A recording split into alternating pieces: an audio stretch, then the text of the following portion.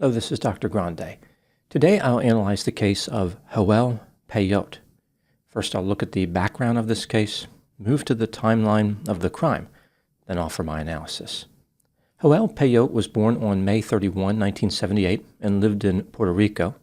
He went to school to study nursing and met another nurse named Maria Eugenia Munoz. The couple became romantically involved. Maria was almost 11 years younger than Joel, having been born on January 25, 1989. The couple married in 2011 and moved to Laredo, Texas. Eventually, they lived in a 2,600 square foot house on Canyon Oak Drive. The couple had two sons, Alejandro and Valentino. Joel worked as a nurse anesthetist at a local hospital, and Maria was a stay-at-home mother. In 2018, Joel started having an affair with a coworker named Janet Arredondo. He was not subtle about this affair, even taking Janet on a European vacation. Not surprisingly, Maria discovered the infidelity. She was not happy about it. To make it up to his wife, Joel took Maria on a trip to Las Vegas, and the marriage seemed to be on the mend. Not long after this, Joel returned to his old ways and started seeing Janet again. In the spring of 2020, he moved in with Janet. Maria really struggled with the infidelity. She did not know what to do in this situation. Now moving to the timeline of the crime. On Saturday, September 19, 2020, Maria saw her husband's vehicle outside Janet's residence. She went to the door, rang the doorbell, and gave Joel an ultimatum. He was going to have to make a choice. Janet called the police on Maria. An officer called Maria when she was on her way home with Joel in the vehicle. In the background, Joel could be heard saying, quote, "Hey, I'm blanking talking to you right now. Hang up the blanking phone," unquote. Before they arrived home, Joel allegedly broke the windshield of the vehicle. The next morning, Sunday, Maria texted Joel and said she was hiring a lawyer.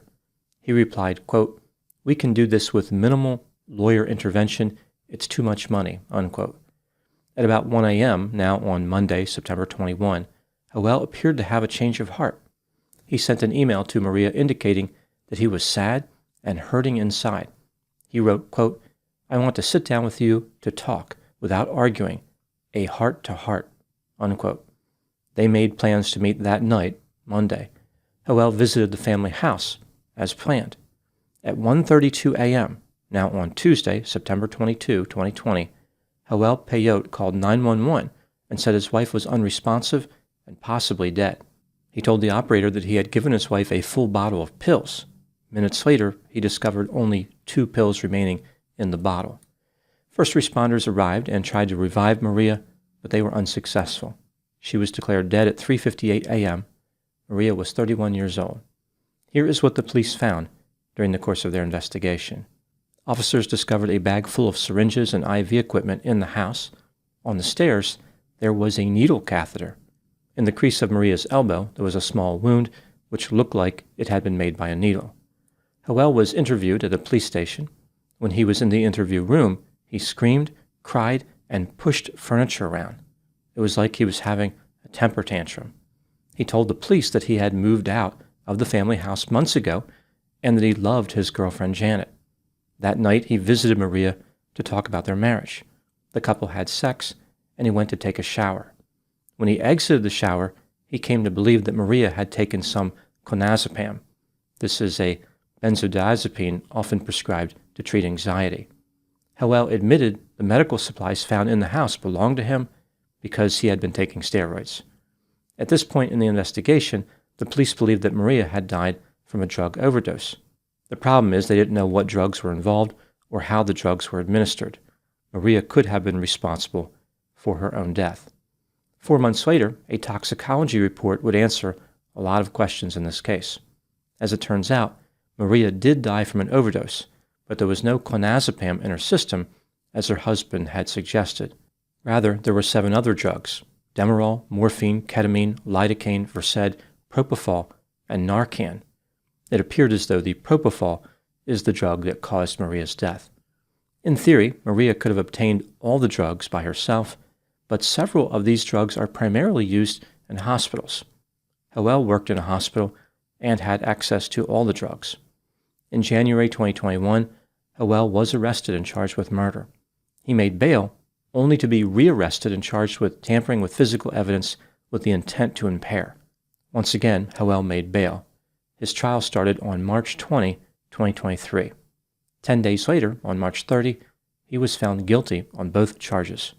Joel was sentenced to life in prison. He will first be eligible for parole on March 14, 2053, when he will be 74 years old. Now moving to my analysis. Joel Pellot maintains his innocence, and he has a few supporters. They argued that he did inject his wife with drugs, but not to kill her, rather to calm her down. The state, of course, disagrees about Joel's innocence. They argued that Joel had emotionally mistreated his wife and had a motive to kill her in the form of greed. He did not want to divide his assets in a divorce. This brings me to the question, was Joel guilty of murder? Let's take a look at the evidence both for and against the idea that he was guilty, starting with the inculpatory factors. Not long before Maria's death, she gave Joel an ultimatum, telling him that he needed to choose her or his lover Janet, but he could not have them both. When the police called Maria, her husband could be heard in the background using expletives. Furthermore, he allegedly broke the windshield of the vehicle. Maria made it clear to Joel that she was hiring a lawyer. This is a major step. She had finally had enough. Joel knew that a divorce was coming. He told Maria that he wanted to avoid lawyers to save money. Not long after this, his tone changed, and he appeared to be open to reconciling. So all of a sudden, after 2 years of infidelity, Joel was open to dumping his girlfriend and reconnecting with Maria. This is very difficult to believe. It seems more likely that he was telling Maria what she wanted to hear so he could get close to her without her being suspicious. After Joel visited the family house, Maria died of an overdose. There were drugs in her system that Joel had access to, but he denied injecting her with anything. Joel claimed that he took a shower right before the police arrived, but the shower was completely dry. It appeared as though he was lying. His lover Janet was granted immunity and testified for the state. She claimed that Joel regularly brought drugs back from the hospital, including propofol. She further claimed that he told her that he injected Maria on the night she died, but it was just to calm her down. Again, to the police, Joel denied injecting Maria. Despite this denial, his defense conceded that Joel did in fact inject Maria. This was part of a defense strategy, but it removed the possibility that Maria injected herself. Joel injected Maria with 7 different drugs. If he was really trying to calm her down, why not use just one drug? Moving to the exculpatory factors, Maria had Narcan in her system, which was administered by Joel. This drug is used to treat opioid overdoses. The defense argued this demonstrated that Joel was trying to help Maria. It's worth noting that propofol is not an opioid. That's pretty much it for the exculpatory factors. When considering the evidence in this case, do I think that Joel Pellot was guilty of murder? Yes, he was guilty beyond a reasonable doubt. The admission that he injected Maria removed just about all the doubt. What do I think happened in this case? This is just a theory, my opinion. When Joel started his relationship with Maria, he planned on remaining faithful. Sometime in 2018, his priorities changed. It appears as though Joel became aware of his own ability to attract other love interests. Part of this may have been due to his increased earnings. He was making quite a bit of money by this point. People said that he became flirtatious and started building muscle. Joel was self-centered, manipulative, deceptive, impulsive, irresponsible, sensation-seeking, cold, callous, aggressive, hedonistic, had a sense of entitlement, and was exceedingly creepy. He started his affair with Janet, but did not leave his wife Maria due to the financial impact. Maria did not want to give up on the relationship because she was afraid it would hurt their children, and because she loved her husband. Both Joel and Maria stayed in the marriage, even though it was toxic. In her journal, Maria recognized her husband's destructive nature when she wrote, quote, "Life is so unfair. My husband, the man I love so much, is causing me so much pain," unquote. Joel planned on maintaining both relationships as long as he could. For him, this was a big party. He could have what he desired without sacrificing anything. There was zero concern about Maria's well-being. If this negatively affected her, so be it. That was Joel's perspective. He did not care. Maria maintained an unrealistic hope that Joel would transform into a different person. In her journal, she wrote that all she wanted was to see change in her husband. At some level, Maria was aware that she may not be thinking rationally. She wrote, quote, "My heart says one thing, my mind says something else. I am in this constant battle, tug of war. I want it to stop, but they won't.